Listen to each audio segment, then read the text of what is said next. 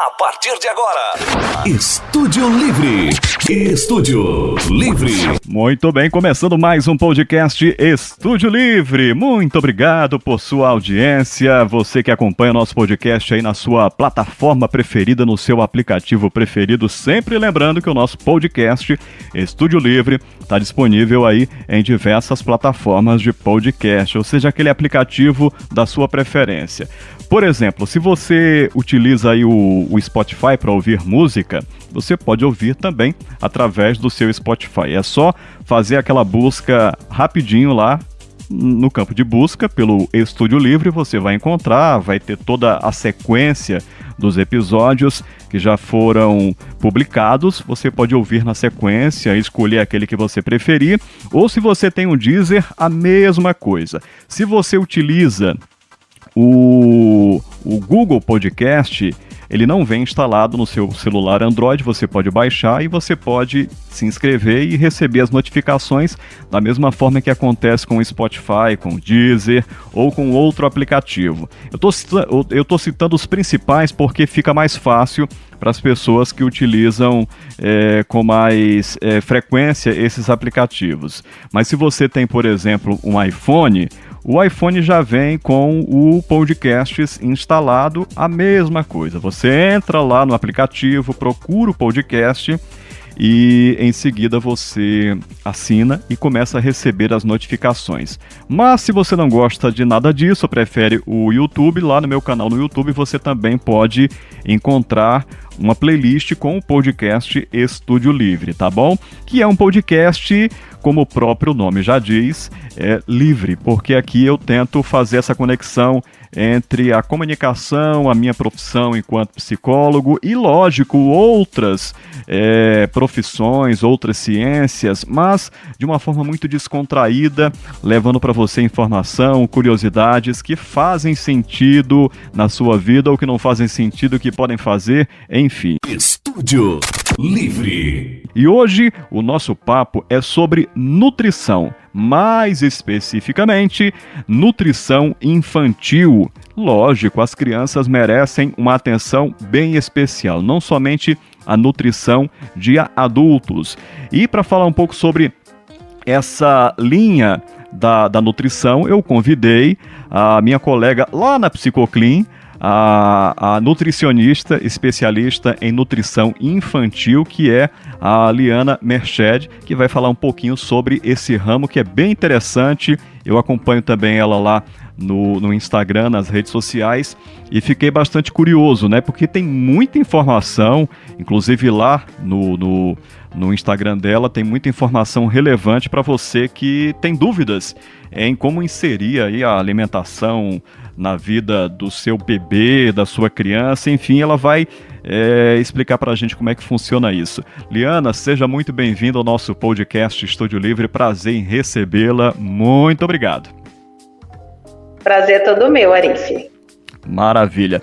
E aí, a Liana já está atuando como nutricionista há quanto tempo? Já tem 11 anos que eu atuo nessa área. Muito bem. E aí você sempre atendeu crianças? Como é que você começou a carreira e como é que se desenvolveu até agora?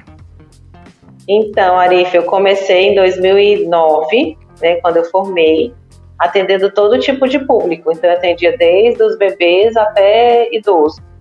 E principalmente todos os tipos de comorbidade. Então, incluía diabetes, colesterol, gordura no fígado, que está muito comum. E aí agora, né, depois de 11 anos, que eu comecei a migrar para a área infantil. E tô apaixonada. Ah, que bacana. E realmente é no mercado de trabalho hoje em dia, a gente está vendo muito essa segmentação, e é o que a gente chama de nicho, né? Isso está muito em voga no momento, e é importante porque, inclusive, para as pessoas que buscam o serviço e para nós profissionais também facilita o direcionamento da nossa atuação, do aprofundamento, né? E é algo que realmente é uma tendência, eu acho que é algo sem volta. Você já enxergava dessa forma? O que é que te impulsionou a buscar essa área mais específica infantil? Então, desde 2019, com as atualizações, né, do Guia Alimentar Infantil, a gente vê assim cada vez mais crianças. Eu já via isso lá onde eu trabalhava, crianças com colesterol alto, triglicerídeos, né, gordura no fígado. Já atendi crianças com 7 anos que tem gordura no fígado. E eu vi que hoje os pais estão sim preocupados, né? Lógico que a mudança é em família, e é por isso que eu falo que a família toda muda, não é só a criança. E assim, na nossa região aqui, no nosso estado, não tem muito especialista em nutrição infantil. São poucos. E há sim procura, porque como eu falei antes, né? As crianças estão com doenças de adultos. Interessante. Eu gostaria de voltar a falar um pouquinho mais sobre essas doenças ou comorbidades, né, em relação à alimentação e principalmente o que você já citou, a gordura no fígado, mas eu queria que você, se pudesse, diferenciasse para a gente entender, ou se existe diferença, né, entre nutrição de adultos, adolescentes ou idosos e as crianças. Existe diferença na forma como isso é aplicado na prática? Não, a nutrição, a alimentação saudável é universal, é o que eu sempre falo, né? A gente tem que consumir todo tipo quanto mais natural a alimentação, melhor. Isso inclui desde a introdução alimentar, né? Crianças, adolescentes, adultos. Só que hoje, né, com a nossa realidade, os industrializados tomaram muito conta, assim, das prateleiras de casa mesmo. Você vai a casa já está cheia de alimentos de embalagem. Então, assim, a nutrição, a alimentação saudável, ela engloba o básico. Quanto mais você descasca, mais saudável é aquele alimento. Agora, quanto mais você desembala, né, mais industrializado é aquele alimento. No geral, o que muda é quantidade, lógico, né, mas eu costumo sempre dizer que criança não faz dieta, porque é importante desde cedo a gente não colocar isso na cabeça da criança, que ela tem que fazer dieta, ou que ela tem que comer pouca coisa de tal. A gente tem que sempre mostrar todos os grupos alimentares e tomar consciência da questão de quantidade, mas não específico para a criança, já para ela não desenvolver outros problemas emocionais no futuro. Isso também tem muito a ver, né? Interessante isso daí, que também a gente acaba conectando exatamente com a outra área, que é a psicologia, que eu acredito que há também um compartilhamento, né, de saberes entre essas duas áreas do conhecimento, né? A criança, em alguma situação, bom, com a sua experiência, é necessário também ter um acompanhamento psicológico quando há um desregramento, por assim dizer, da forma como essa criança se alimenta? Total, porque aí entra a questão comportamental da criança, né? Então, sempre que a criança vem comigo, eu pergunto, né, como é que está o acompanhamento dela, porque assim, a criança ela não sabe expressar as emoções dela, né? Então, ela sempre vai descontar em alguma coisa, ela não sabe expressar. O adulto já é difícil expressar, mas a criança ela não tem essa dimensão de que a raiva, né, ou a felicidade, essas coisas, essas ligadas à emoção, pode refletir na alimentação dela. Então, sempre a gente alinha junto com o psicólogo. Então a gente pode observar ou pode afirmar que essa disfunção ela vai ter uma origem primordialmente lá atrás, na infância. Pode sim, com certeza. Principalmente a questão do hábito da família. Muito a ver. Estúdio Livre. Voltando à questão do adoecimento pela alimentação, gordura no fígado. Para quem não entende o que significa isso para a saúde, né, de um adulto, começando pelo adulto, e reduzindo para a criança. Quais são as consequências desse, a gente pode chamar de adoecimento, gordura no fígado? Isso pode sim.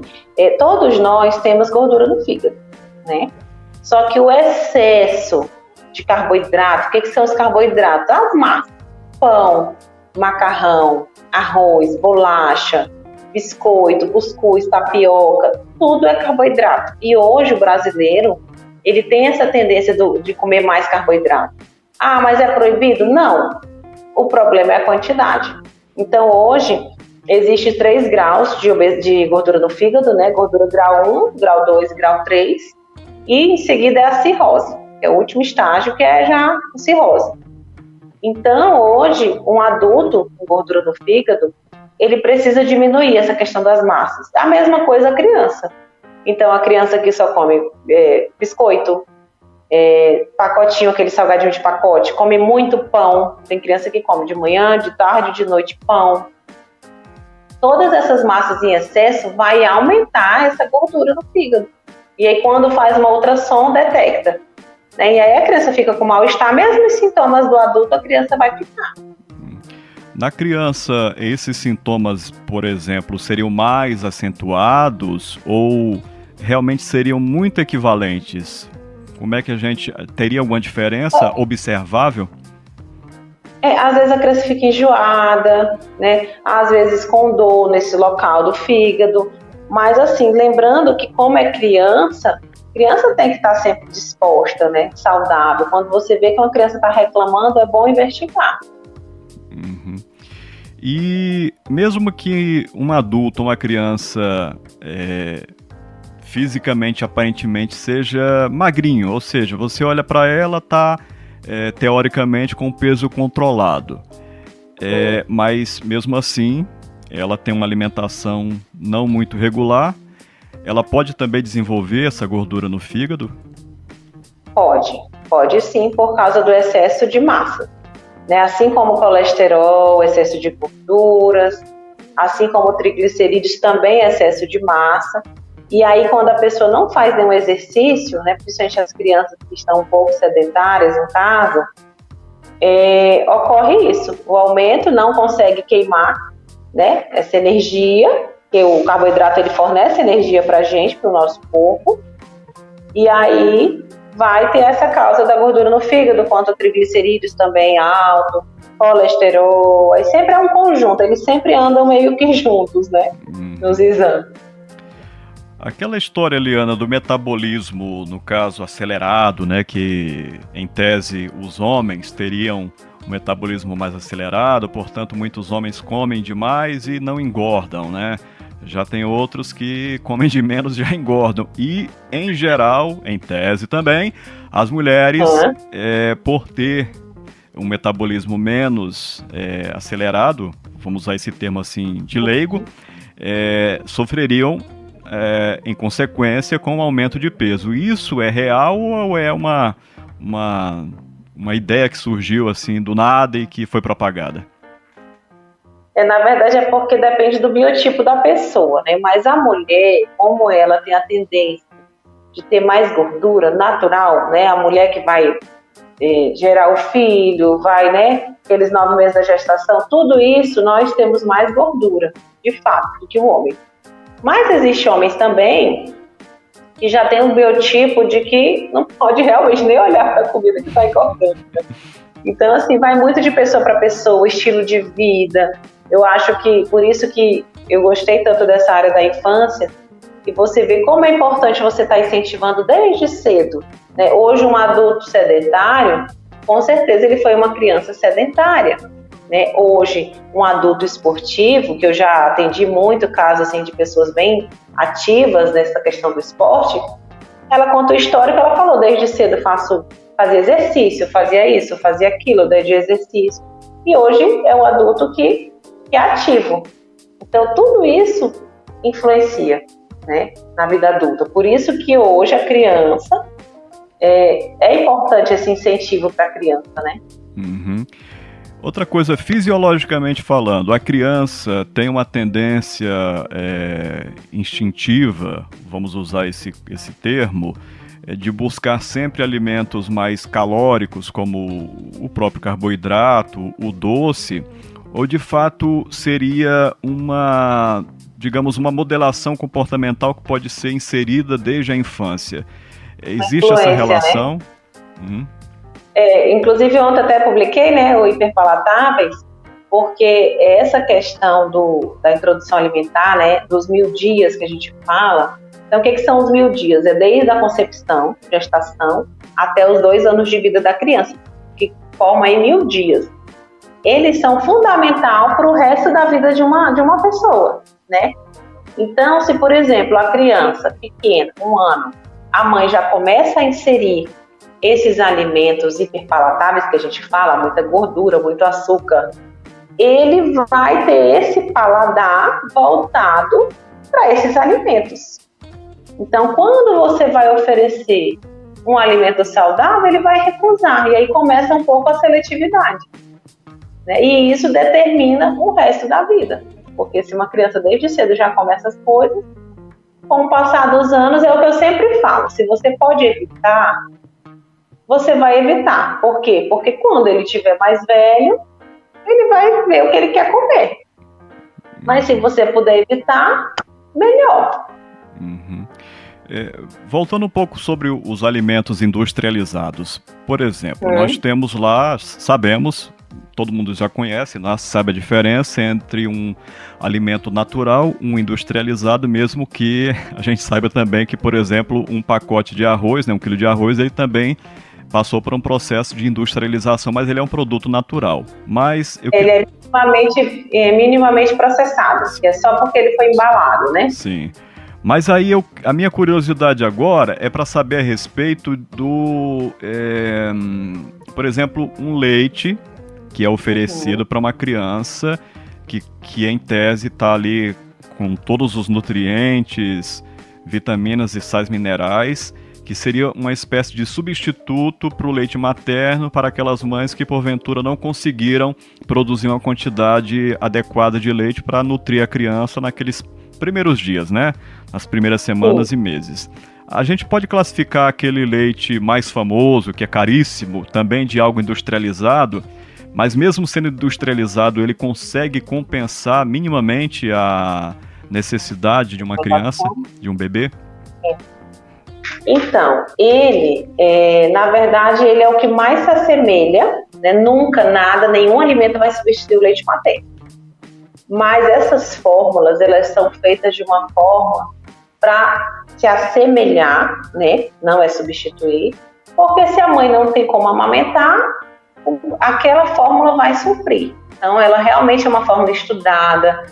A cada ano são mais estudos, são mais fórmulas, cada um para um tipo de bebê, para aquela necessidade. Então, vai suprir.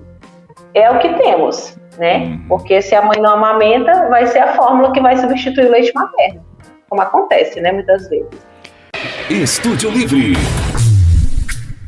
No Brasil, eu não sei se tem dados, talvez você tenha essas informações. A gente sabe que, por exemplo, nos Estados Unidos existe uma espécie de epidemia de obesidade, desde o público infantil ao público adulto, né? Parece que realmente tomou de conta da população inteira. E no Brasil parece que não é muito diferente. E no Acre parece que é mais forte ainda. Você sabe de dados que confirmem essa hipótese, pelo menos empírica, que a gente tem de observação? Sim, existem estudos, né? Principalmente tem um site que eu sempre indico para qualquer pessoa entrar, que é a Beso. Ela lá dá dados de cada região, né? E a projeção para 2025 é que 1 a cada 5 crianças vai ser obesa, né? Então, assim, realmente a gente tem algum tempo já falando sobre isso, sobre a obesidade infantil. E dá, sim, para mudar muita coisa. Mas a família toda tem que colaborar. Não adianta, eu sou a mãe, por exemplo, que tem obesidade, meu filho também tem obesidade, e eu só querer que ele faça dieta, né? Eu só querer que ele coma as coisas saudáveis se eu não como. E aí eu bato sempre nessa tecla. É o exemplo. E o exemplo é na prática, não é no falar, né? E muitas vezes eu já recebi casos de pacientes que estão com obesidade, quer que o filho se trate com obesidade também, mas no fundo ele não permanece, porque ele mesmo desiste. E aí a criança também, porque quem é o provedor é o pai e a mãe, né? Então, se o pai e a mãe não fazem, a criança também não vai fazer. Mas dados alarmantes mesmo. Sim, a gente poderia dizer que muitas das doenças que a gente tem hoje, quer dizer, uma parte delas, obviamente, aquilo que não tem assim um fundo genético ou algo congênito, muito do que a gente sofre hoje de doenças que muitas vezes está ligado a essa questão hormonal, poderiam ser evitadas com uma alimentação mais saudável a partir da infância? Ah, com certeza. Aí aquilo que eu falei dos 1000 dias, né? Então, assim, é de fundamental importância os 1000 dias. Né? Porque você imagina, você receber, né, principalmente a grávida, né? E aí depois que nasce, receber só alimentos naturais, você vai ter sempre esse paladar saudável. Né? E lógico, não é que nunca mais você vai comer outro alimento, mas o seu paladar já não está acostumado. É como se qualquer pessoa parar de comer um alimento, vamos dar um exemplo, fritura, e aí você daqui a pouco não come mais. Quando você come novamente, você já vai sentir uma diferença, né? É a mesma coisa do bebê, a mesma coisa do sal para o bebê. Então às vezes o pai fala, mas essa comida está sem sal, mas ele não tem essa noção, né? Ele não tem noção de que está sem sal, porque o paladar dele é puro, não é zero, né? Não tem essa questão do sal, né? Uhum. Então, influencia demais. Eu posso falar os dados aí que eu achei aqui. Pode ficar, à vontade. Em 2025, né, a estimativa é que 2,3 bilhões de adultos ao redor do mundo estejam acima do peso, né, sendo que 700 milhões de indivíduos com obesidade, ou seja, obesidade é quando o teu IMC, que é o índice de massa corporal, está acima de 30. Né? E das crianças, aponta que 12,9% das crianças entre 5 e 9 anos têm obesidade. E adolescentes, 7% dos adolescentes também estão obesos. Aqui no Acre, deixa eu olhar aqui no Acre, os homens, 23% dos homens estão com obesidade e as mulheres também, 23%. É um pouco equilibrado, então, assim, né? Só que a gente parece pouco, né? 23%, mas é muita coisa, né? É muita coisa. E aí afeta, eu costumo dizer que afeta tudo, porque a questão da disposição, né? Toda a saúde, quando você vai envelhecendo, você vai sentindo que o seu corpo não é mais o mesmo. Aquilo que você perdia em uma semana você não consegue mais, né? E aí é o processo natural do envelhecimento. E aí sempre eu questiono, como é que você quer viver daqui a 10 anos? Sempre eu falo isso, você quer viver como? Tomando muito remédio ou tomando suplementos, que seria melhor, né? Melhor do que remédio seria suplemento, ou você naturalmente comendo bem. Então todo esse questionamento, Sim. né? Bom, eu posso me colocar como exemplo prático em relação a isso, porque em 2018 eu estava com sobrepeso, lógico, para minha altura. E era pouco, mas já estava incomodando. Por exemplo, o meu joelho esquerdo sempre reclamava. Era um incômodozinho chato. Subir uma escadinha, sei quanto, 5 degraus, já estava passando mal. E aí, por uma questão... um adoecimento rápido que eu tive, né? Eu tive uma espinha justamente no lábio e aquilo ali causava muito incômodo, inflamou, né? Infeccionou e eu não conseguia me alimentar direito. Então eu passei praticamente um mês sem comer direito, só que curiosamente eu baixei o peso, né? Eu estava com 74, eu baixei naquele mês para 71. Aí eu achei interessante. E se de repente eu reduzisse a alimentação? Eu confesso que eu sou sedentário, eu tenho preguiça de fazer exercício, mas fui uma criança e uma adolescente até o início da vida adulta bastante ativo, né? Em esportes, artes marciais, mas depois do casamento veio uma preguiça terrível. Aí veio a paternidade também, a preguiça aumentou, mas aí eu resolvi reduzir a alimentação. E depois de 2 anos, não foi algo assim mágico, eu voltei ao peso que eu tinha aos 20, 21 anos, 60 quilos. Que talvez possa até estar abaixo, né, do ideal para minha altura, que é 1,65 m, mas para mim está ótimo, porque o joelho não dói mais, Se sente bem, né, nesse peso. Não tem mais aquele cansaço para subir uma escada. E, nossa, eu posso dizer que realmente foi uma mudança fantástica, mas eu fiz alguns sacrifícios, embora que depois que eu cheguei no patamar que eu queria, eu acabei me permitindo alguns abusos, por assim dizer, embora eu tenha cortado refrigerante, açúcar branco, só uso açúcar mascavo. Alguns alimentos eu não uso açúcar, né, como sucos, café. E realmente, hoje é natural. Antes era um pouco gerava um pouco de sacrifício, mas agora é natural e... Hábito, né, agora? Só que eu gosto de um biscoito recheado. Um biscoito wafer de vez em quando, né? Eu não consigo... eu me permito, né, em função de ter controlado. Mas é um exemplo que serviu para mim, tá? Não é algo que vai, como você mesmo colocou, não é um padrão que vai servir para todo mundo, né? Estúdio Livre. Mas, por falar em questões práticas, eu gostaria de abordar uma questão relacionada às mães de primeira viagem que têm muitas dúvidas, né, na introdução da alimentação sólida para os bebês ali naquele início, né?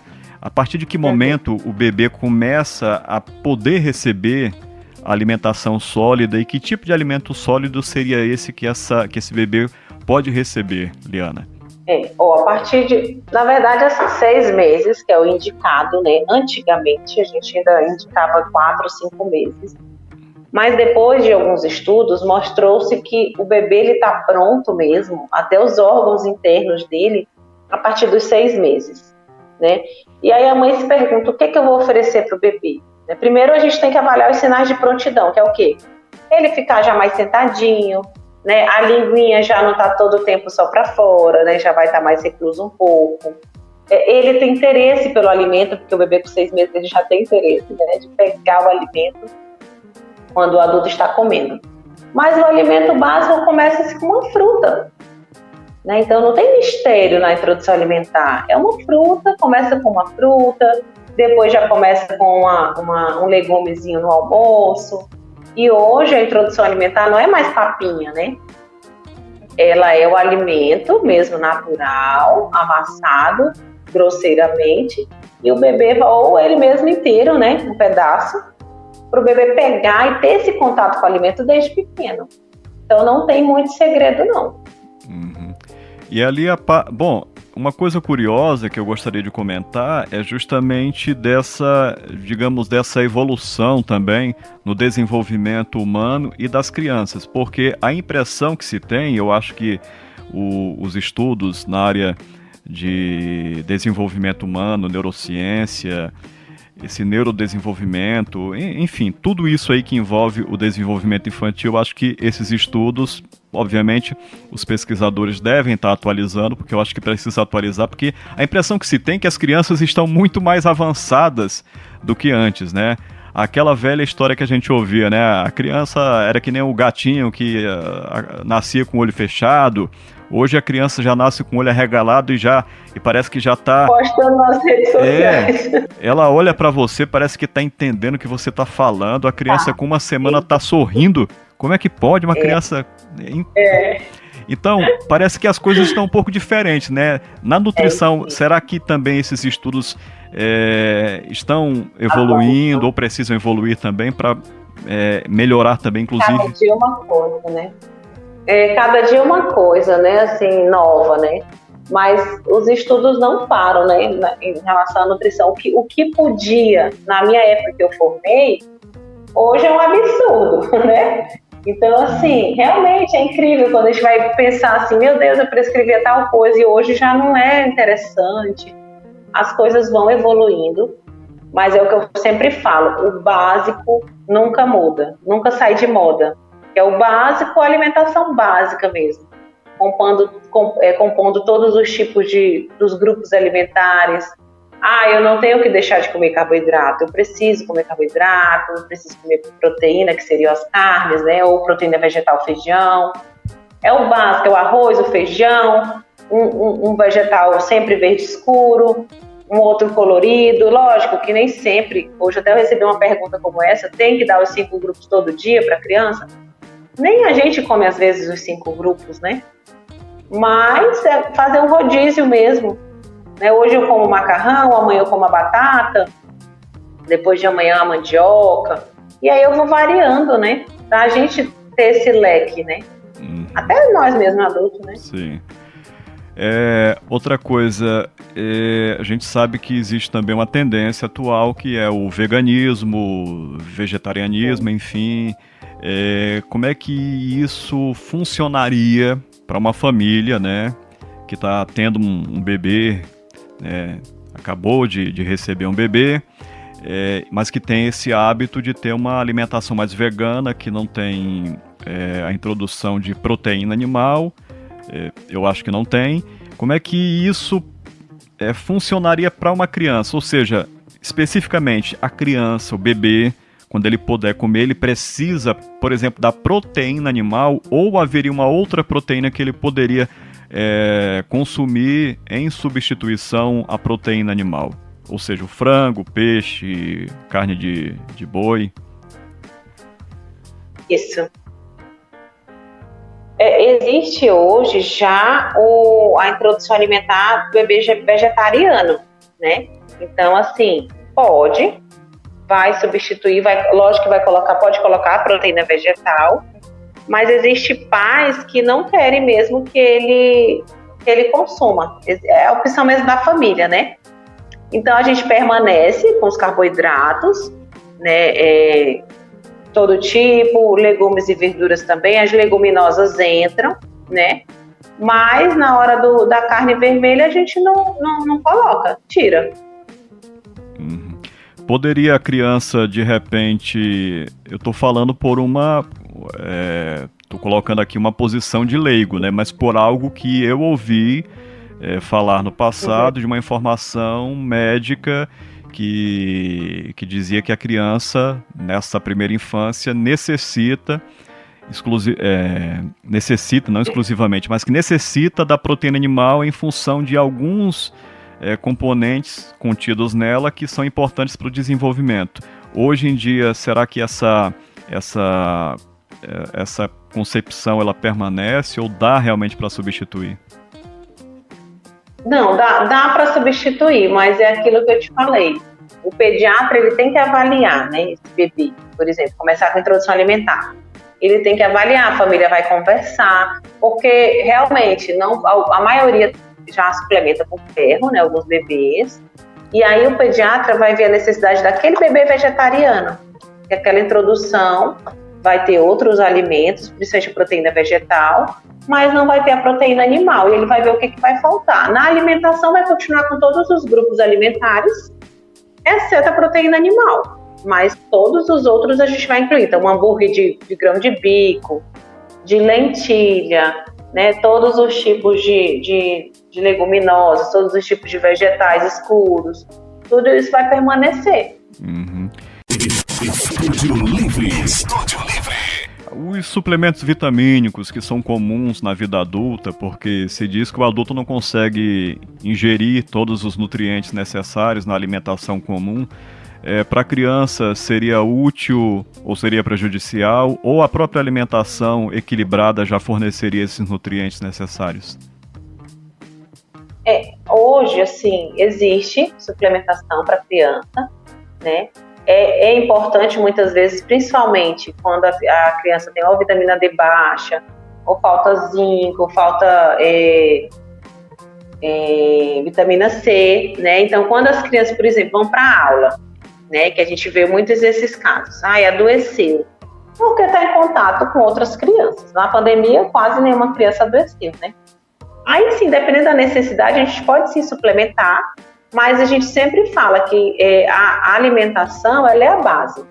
O suplemento já está dizendo o nome, ele vai suplementar, ele vai te auxiliar, ele nunca vai substituir, né, uma refeição ou um prato de salada. Mas existem casos específicos, por exemplo, vitamina D.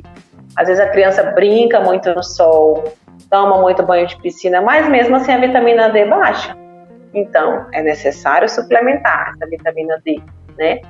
Então, não tem problema suplementar, não. De jeito nenhum. Nesses primeiros 1000 dias, quais seriam aqueles supostos alimentos que são simplesmente proibidos para uma criança? Engraçado, Arif, que hoje as pesquisas mostram que os alimentos que antigamente, eu não sei se é da época do teu filho, mas na época da minha filha era proibido, né, nos primeiros tempos. Hoje as pesquisas mostram que é importante você oferecer na janela imunológica dele, que é de 6 a 9 meses. Então, aqueles alimentos que antigamente a gente tinha medo de oferecer, hoje é importante você oferecer, justamente para ele não desenvolver, possivelmente, uma alergia no futuro. Então, tudo é liberado, não tem nada proibido. Muito bem. Mas sempre com aqueles cuidados, né? Principalmente com aqueles alimentos hiperpalatáveis. Potencialmente alérgicos. Ah, sim, isso aí não. Isso aí não. Isso, tanto é que o açúcar é só a partir de 2 anos, né? O sal pode ser 6 meses, mas eu sempre oriento a mãe que se você consegue tirar uma parte e depois salgar o restante para a família, pode segurar até 1 ano. Mas até 2 anos, que é nada desses alimentos hiperpalatáveis que a gente fala. Muito bem. Bacana, papo muito bacana. Eu acho que futuramente a gente pode voltar a ampliar aqui essas conversas ou bater um papo sobre algo mais específico relacionado à nutrição infantil. Mas hoje foi aquele apanhado geral, né, para a gente entender mais ou menos como é que funciona. E agradeço, Liana Merched, pela sua presença aqui no nosso podcast Estúdio Livre. E, lógico, gostaria que você falasse para os nossos ouvintes como que podem fazer para entrar em contato contigo, para conversar contigo e de repente fazer até um agendamento para iniciar um processo de cuidado com o seu filho, sua filha. Então, o prazer foi todo meu. Eu espero voltar, né, para a gente abordar um tema mais específico. E podem entrar em contato comigo pela minha rede social, que lá tem o link, né, na bio do meu celular, o @Liana Merched Nutri. Maravilha. Muito obrigado, Liana, pela sua presença. Até uma próxima. Um grande abraço e muito sucesso para você, tá bom? Obrigada, Arice. Até mais. Até mais. O nosso podcast Estúdio Livre vai ficando por aqui, agradecendo a sua audiência mais uma vez. Lembrando sempre que você pode acessar na sua plataforma, no seu aplicativo preferido, e principalmente você também pode mandar sua sugestão por lá ou através também do meu Instagram. Você pode mandar lá a tua sugestão, fazer o teu comentário, @ArifCalacina, e sugestão de tema, tá bom? Você pode sugerir um tema para a gente conversar aqui, inclusive sobre o tema geral, nutrição infantil. Algo mais específico você também pode sugerir e a gente pode marcar um próximo podcast com a Liana, tá bom? Um grande abraço, muito obrigado e até a próxima. Estúdio Livre. Estúdio Livre.